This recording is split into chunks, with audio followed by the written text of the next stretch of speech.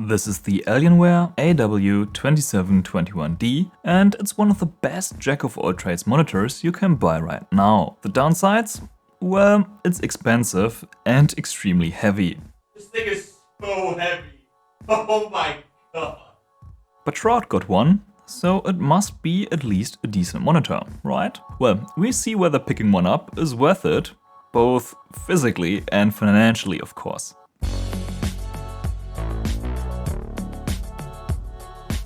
Dell provided the monitor for the purpose of this review, but they don't get any input on this video's production.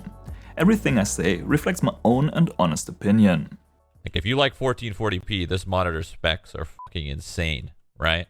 Well, I couldn't have put it any better. We're looking at a 240Hz IPS display with a 1440p resolution. These were extremely impressive specs back when Shroud got a sample, but even a few months later, there are only a handful of monitors that can keep up with that. Now, it's not surprising that a monitor like this doesn't come cheap. At the time of making this video, it costs around $800 US, which of course might change in the future or depending on your region. I'll leave international links down below. In terms of price per pound, this definitely isn't a bad deal, because this thing is insanely heavy. By all means, this is not a monitor you'd want to carry to events or take to your friends. Also, its stand is pretty large and takes up a good amount of space on your desk. However, this big and heavy stand allows the display itself to almost overhang towards the front. Despite the large footprint, this allows us to get the screen pretty close without the stand getting in the way of the mouse or keyboard. When I first saw the big stand, I thought getting good ergonomics would be a nightmare,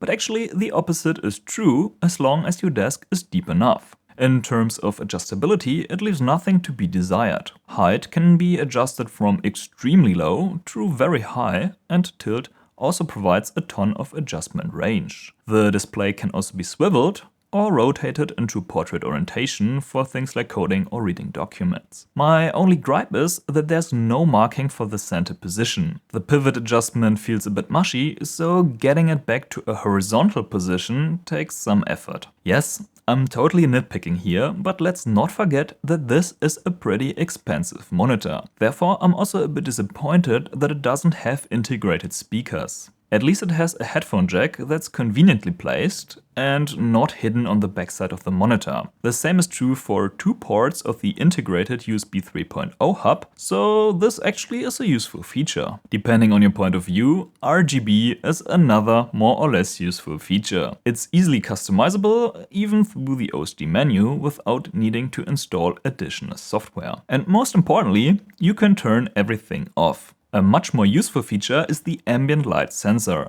It's somewhat buried in the OSD menu, but this uses a little sensor on top of the monitor to constantly measure the ambient light and adjust the brightness accordingly. Pretty much like a smartphone does it as well. And the sensor really does a good job. The brightness slider can now be used to give the sensor a brightness tendency. Turning this all the way up, for instance, will tell the monitor that you rather like your monitor on the bright side, and the sensor will adjust the brightness accordingly. This is a great little feature which almost makes manually changing the brightness throughout the day unnecessary. Now, the brightness adjustment range itself is very impressive. On the high end, the Alienware reaches 500 nits, which is exceptionally bright. And the lowest setting gives us 43 nits, which is perfect for using the monitor in a dark room. So Dell did a really good job here. Now, at a brightness setting of 25, we get around 140 nits, which is what I use for most measurements. Speaking of which, I measured a contrast ratio of 1039:1, which is about average for an IPS panel. Considering that this is a nano IPS panel from LG Display, this actually is an exceptionally high value. As highly regarded as these nano IPS are for their color and response times performance, as infamous they are for their low contrast ratio. At best, we previously could expect them to scratch on the 900:1 mark, often they were a good bit worse. But seems like LG finally managed to get them over the 1000:1 barrier, so that's obviously great news. But how do I know that this panel is from LG Display? Well, it's what the factory menu says. We previously had the LM270WQA panel, which clocked up to 165 Hz. And this is the new B version, which obviously does 240 Hz. But this is not just the same panel clocked a bit higher. Taking a closer look, we can actually see a different subpixel structure with C-shaped pixels instead of straight ones. This reminds me of the curved nano IPS panel that can be found in the LG ultrawide. Now, the shape of the pixels in this case doesn't have an impact on text clarity or anything like that, but this, together with the higher refresh rate and improved contrast, reassures us that the B version is a significantly different panel and not just overclocked. Now, the higher contrast ratio definitely is a very welcomed addition if you ask me. But it's not like we would get inky deep blacks like with an OLED panel or even with a good VA. But for what it's worth, this still is a 15 to 20% bump compared to the previous generation. On top of that, I also received a sample with a pretty even backlight, so darker images don't look too bad. There are some brighter spots in the corners, which partially is due to IPS glow, but overall that's a pretty good result. When comparing this to the older A version of the nano IPS panel, you can spot the increased contrast ratio as the overall image now is a bit darker. And just for fun, here's what a VA panel with an almost 3000 to 1 contrast ratio looks like under the same conditions. But the AW2721D still has a trick up its sleeve: local dimming. Well, kind of. This is an edge-lit backlight, and I counted a mere 32 horizontal dimming zones. This obviously looks terrible with these test images that have an extremely high contrast. For real-life content though, the local dimming can have a positive effect. Now this definitely depends on the variable backlight mode you choose in the OSD. Mode 0 seems to be the most aggressive dimming, and I definitely wouldn't recommend using this. I much prefer mode 2, which is relatively subtle, but it does quickly turn off the backlight when the screen goes completely black. This definitely helps masking some shortcomings of the IPS technology. Mode 1 is a bit stronger, but already too aggressive for my liking. Mode 1 also is the default setting for the HDR mode. Yes, this monitor has HDR. HDR 600, mind you. And it does indeed get pretty bright. However, the relatively low contrast ratio and lackluster 32 dimming zones don't do HDR content real justice. The HDR mode is usable and can give a better experience than regular SDR, depending on the type of content, but don't expect a full-fledged HDR experience. Overall, the AW2721D is pretty solid for content consumption. Mind you, something like the AOC BT27 with its VA panel does a better job for watching movies, but then again, it comes with its own drawbacks. Now, the contrast ratio really is what's holding the Alienware back from being as good as it could be for watching movies or videos. Color-wise, the AW2721D really doesn't leave much to be desired. We got a wide gamut display here, which aims for the professional DCI-P3 color gamut. And 95.5% definitely is enough to enjoy or even create some DCI-P3 content. Now, when it comes to color accuracy, Dell did a really good job with the default setup. Especially the gamma tracking is almost perfect. Only the white point is slightly off, but not even by much. As we're testing against sRGB here, we of course get relatively high delta E's due to oversaturation. But colors in general meet the sRGB use, so typical internet content is oversaturated, but the colors themselves are about correct.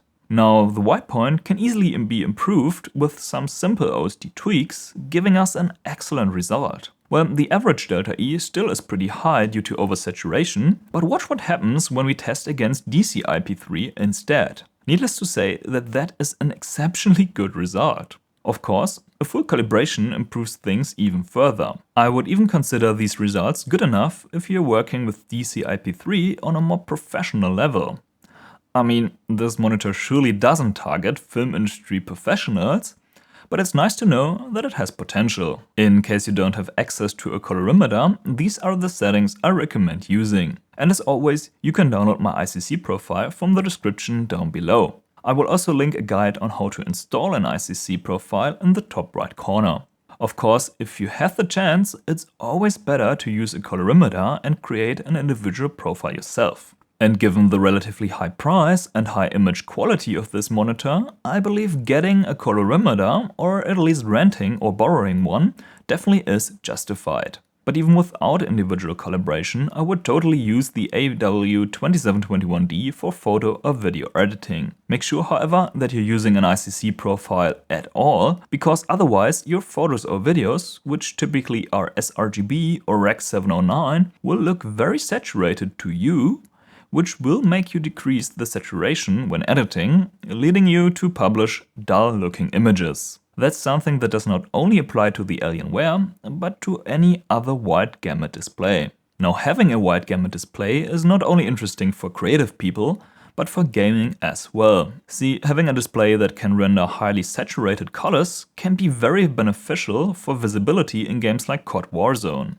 or basically any somewhat competitive title that doesn't have a lot of color contrast to begin with. Especially using software-based vibrance tools on top of that can significantly increase the color contrast between enemies and their surroundings, making them way easier to spot. Combined with that resolution bump we're getting from 1440p, that's a pretty significant advantage over a standard gamut 1080p display. That is for games where visibility is a big concern. For games where spotting enemies isn't that difficult, like in Valorant for instance, that really isn't a huge benefit. Sure, the game looks better, but don't expect to get a meaningful competitive advantage. Here it's all about the frame rate and responsiveness. But the beauty of having a display like this is that it handles these highly competitive games extremely well too. We will take a look at the response times performance in just a bit. But let me tell you that having 240Hz for competitive titles, while still having great image quality and visibility for other games, is pretty sweet. Now, I'm also happy to report that G-Sync works without a flaw. That's of course very important for cinematic titles where reaching high FPS would be very challenging, especially in 1440p. And I personally like to cap my other games just below 240 FPS to enjoy synced frames as well. This monitor even has a G-Sync module and the G-Sync Ultimate certification. The Ultimate appendix basically only means that this monitor supports HDR, so this is nothing to be too excited about. Especially as Nvidia recently dropped the 1000 nits barrier that monitors need to hit in order to get their Ultimate logo. On the plus side, the G-Sync module almost guarantees flawless sync with Nvidia graphics cards. And this is exactly what I experienced in my testing. But yes, you can totally get the same experience without a G-Sync module and the price premium that it comes with. But it is what it is. Anyway, when it comes to response times performance, I'm very pleased with what the AW2721D brings to the table. As usual, we'll use Blur Buster's pursued camera technique to take a closer look at that. Alienware only provide 3 different overdrive modes for us to choose from.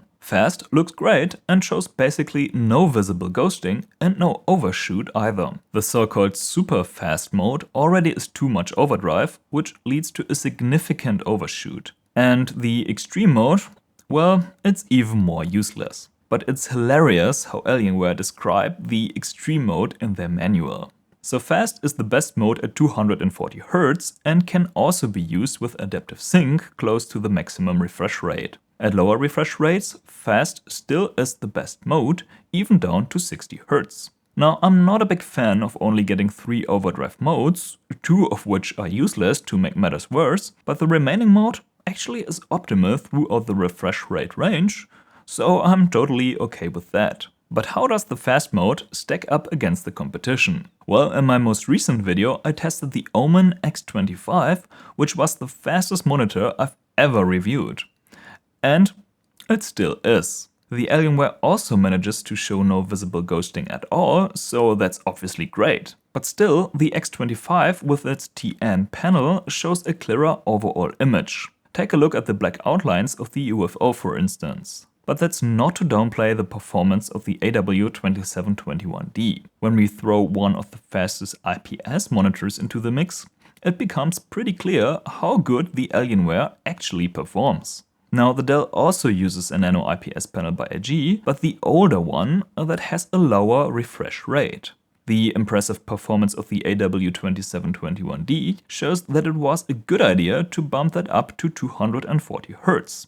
Because when comparing all at 144 Hz, there really isn't a noteworthy difference between the older and newer nano IPS anymore. Now let's throw another panel technology into the mix, a VA panel. The PD27 definitely is not a slow monitor, but it shows significantly more smearing on the trailing edge of the UFO. This is even more pronounced in the dark track. I'd love to see how the Samsung G7 would stack up in this comparison, as its VA panel supposedly is the fastest one on the market.